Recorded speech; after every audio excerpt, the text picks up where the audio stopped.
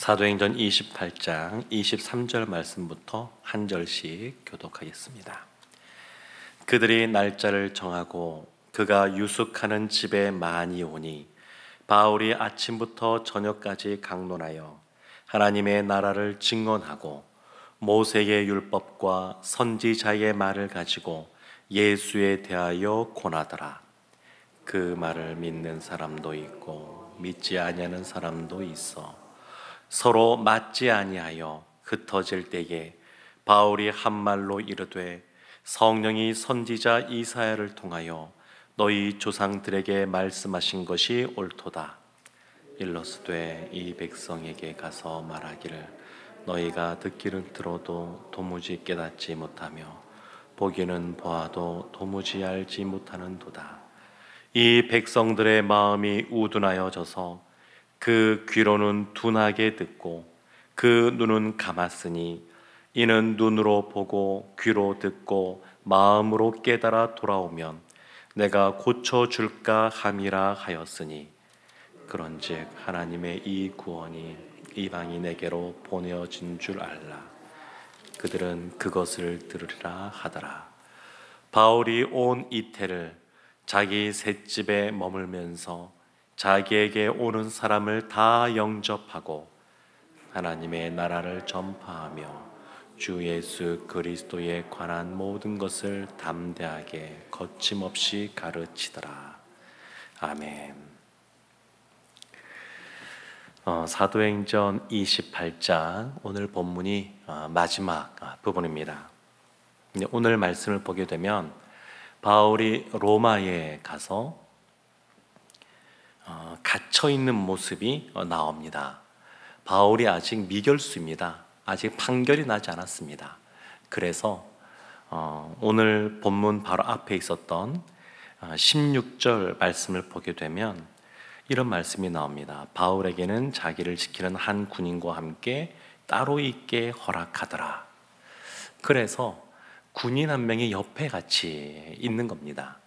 아직 판결이 나지 않았기 때문에 에베소서 말씀 보면 사슬에 매인 몸이라고 바울이 표현하는데 아직은 사슬에 매여 있지는 않은 그러한 상태였습니다.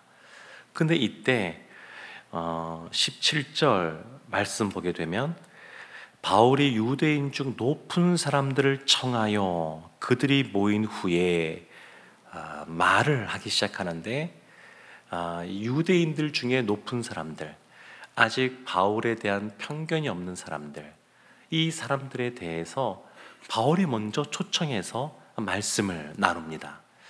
이것은 높은 사람들에게 먼저 전해야지 이런 것은 아니고 바울이 이제 로마의 황제 앞에 서게 될 것이고 이제 복음을 이제 전하게 될 터인데 이 사람들을 먼저 초대해서 이제 그동안 가는 곳마다 유대인들이 반대해서 복음이 전파되는 것을 가로막았는데 그것을 이제 제거하고자 그들을 먼저 부릅니다. 그들이 이런저런 선입견 없이 바울의 이야기를 듣고 대화를 나누게 되는데 오늘 23절 말씀 보면 이제 이렇게 시작이 됩니다. 그들이 날짜를 정하고 그가 유숙하는 집에 많이 오니 바울이 아침부터 저녁까지 강론하여 하나님의 나라를 증언하고 모세의 율법과 선지자의 말을 가지고 예수에 대하여 권하더라.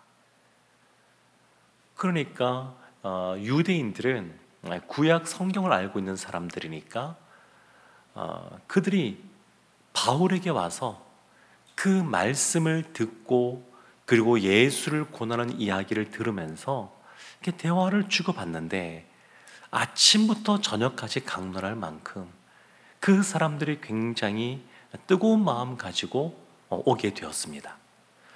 근데 24절 보면 두 부류로 나누어지게 되는데 24절에 그 말을 믿는 사람도 있고, 그러니까 결국 구약이 예수 그리스도를 향하고 있다는 것, 그래서 예수 그리스도가 메시아라고 하는 것, 이 말을 믿는 사람도 있고 그리고 믿지 아니하는 사람도 있어. 그러니까 믿는 사람도 있고 믿지 않는 사람도 있습니다. 사랑하는 성도 여러분, 이들이 다 관심을 갖고 바울에게 나왔습니다. 바울의 이야기를 듣습니다.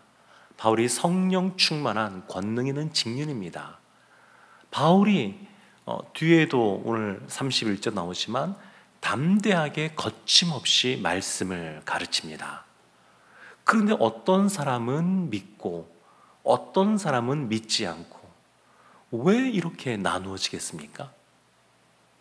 왜 똑같은 자리에서 똑같은 시간에 똑같은 말씀을 듣는데 어떤 사람은 예수님을 믿게 되고 어떤 사람은 믿지 않고, 왜 이것이 나누어지는가? 오늘 본문에 보면 그와 왜 그런지를 설명해 주고 있습니다. 25절 말씀 보면 바울이 이사야 선지자의 말을 통하여서 26절, 27절에서 이렇게 말합니다. 일러스되 이 백성에게 가서 말하기를 너희가 듣기는 들어도 도무지 깨닫지 못하며 보기는 보아도 도무지 알지 못하는 도다.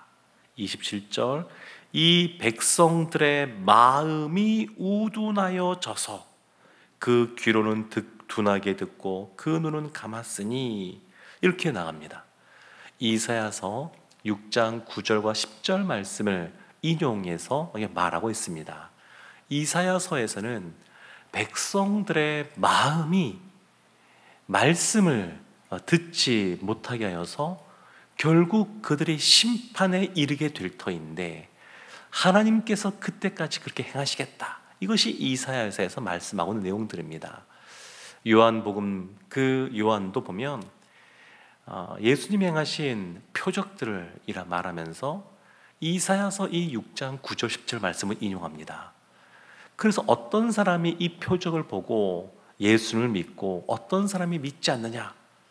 마음 때문이라는, 마음 때문. 예수님이 천국에 대한 비유 말씀하시면서 이 이사야의 말씀을 가지고 오셔서 씨 뿌리는 비유의 말씀을 하십니다. 길가, 돌짝밭, 가시덤불 있는 밭, 좋은 밭, 다 마음을 말합니다. 오늘 본문인 사도행전에서는 이사야의 말씀과는 약간 다르게 이것을 또 해석하는 내용이 나오는데, 근데 중요한 것은 마음이라는 겁니다. 마음이 어떤 상태에 따라서 말씀을 받아들이기도 하고 받아들이지 않기도 합니다. 부흥회가 이제 마쳤습니다.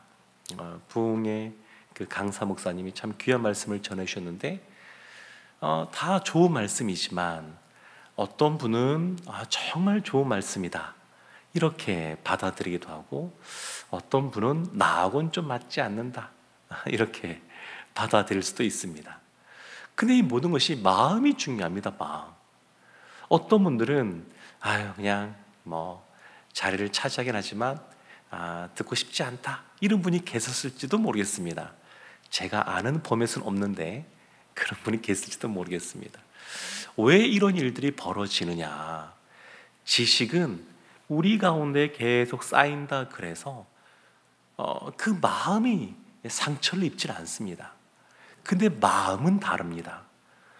마음을 열고 예수 그리스도를 받아들인다라고 하는 것은 마음이 찢어지는 시간들이 있어야 가능합니다. 기존에 내가 알고 있고 내가 받아들이고 믿고 있었던 것, 거기에서 마음이 찢어지는 아픔이 있어야, 그래야 예수를 믿게 됩니다. 베드로가 성령 충만, 오순절 그 성령 강림 사건을 경험한 이후에 복음을 전하니까 그 말씀을 듣던 수많은 사람들이 마음에 찔려 했습니다. 마음에 찔려. 그래서 우리가 이제 어찌할꼬? 우리가 예수를 십자가에 못 박았고 그렇게 했는데 이제 우리가 어찌할꼬? 이렇게 나가는 겁니다. 그래서 마음에 따라서 믿기도 하고 믿지 않기도 하는데, 믿는 사람은 마음이 찢어지는 것을 경험한 사람이고, 믿지 않는 사람은 마음을 찢지 않는 사람입니다. 그래서 이 마음이 중요합니다. 성경에 이 마음 관련된 단어가 1000번 넘게 나옵니다. 말씀은 마음이 중요합니다. 마음으로 받아들이느냐 받아들이지 않느냐, 이것이 중요합니다. 그래서 이제 이 말씀 나눈 이후에 사도행전을 마무리하게 되는데, 마무리하는 부분이 좀 이상합니다. 사도행전은 누가가 썼고, 누가는 누가복음을 먼저 쓰고 그 다음에 사도행전을 썼습니다.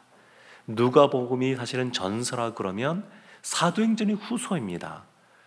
근데 이 누가복음을 쓸 때 이미 사도 바울이 순교한 이후에 누가가 썼습니다. 그러니까 사도 바울의 이러한 행적들 이후에 로마에서 순교하기까지 여러 과정들을 다 알고 있는 누가가 지금 그 내용을 자세히 쓰지 않고 그냥 오늘 30절, 31절 말씀을 통해서 그냥 급하게 마무리를 짓습니다. 31절 말씀 이렇게 나옵니다. 하나님의 나라를 전파하며 주 예수 그리스도에 관한 모든 것을 담대하게 거침없이 가르치더라. 이것이 사도행전의 끝입니다. 이거는 의도적으로 이렇게 쓰는 겁니다. 누가가 의도적으로 바울의 순교로 끝마치지 않고 지금 바울이 감옥에, 이 로마의 감금 상태에 있으면서도 담대하게 거침없이 하나님 나라를 전파하고 가르치는 것으로 끝을 맺습니다. 이 서신을 읽고 듣고 하는 오늘날 우리에게도 이것 자체를 통해서 메시지를 주기 위해서 이렇게 마무리를 짓는 겁니다. 바울이 담대하게 거침없이 가르쳤던 것처럼 우리도, 우리 교회도 담대하게 거침없이 사도행전 28장이 끝이 아니라 29장 그 이유를 지금도 써내려 가야 된다라고 하는 것을 이 말씀이 우리에게 보여주고 있습니다. 사랑하는 성도 여러분, 하나님 나라 또 예수 그리스도에 관하여 전파하고 가르치는 것은 담대하고 거침없이 해야 되는 것이고 할 수 있는 것입니다. 복음에는 능력이 있습니다. 그리고 진리의 말씀을 우리가 붙잡고 있습니다. 이 말씀에 사람들의 마음을 찢게 하는 그러한 모습이 있고 그러한 능력이 있고, 이 진리의 말씀을 통하여서 이 어두운 세상이 흔들리고 하나님 나라로 변화됩니다. 바라기는 우리가 갖고 있는 이 진리의 말씀, 이 복음이 담대하고 거침없이 전파될 수 있는 것이고 전파되어야 된다는 것을 알고, 우리 각자가 삶의 현장에서, 삶의 자리에서 그리스도의 편지인 만큼 우리가 누가 보더라도 사람들이 인정할 만한 삶의 모습을 살아갈 뿐만 아니라 기회가 되는 대로, 또 되지 않으면 기회를 만들어서라도 복음을 담대하게 거침없이 전하는 삶을 살아야 될 줄로 믿습니다. 사도행전이 오늘날 우리를 통해서도 여전히 써져가는 은혜가 있기를 주님의 이름으로 축원합니다. 아멘. 기도하겠습니다. 하나님, 우리의 신앙생활이, 우리의 교회가 담대하게 거침없이 주의 진리의 말씀을 전파하고 가르치게 하여 주옵소서. 사도행전 29장 이후를 거침없이 써가는 저희가 되게 하여 주옵소서. 예수님의 이름으로 기도합니다. 아멘.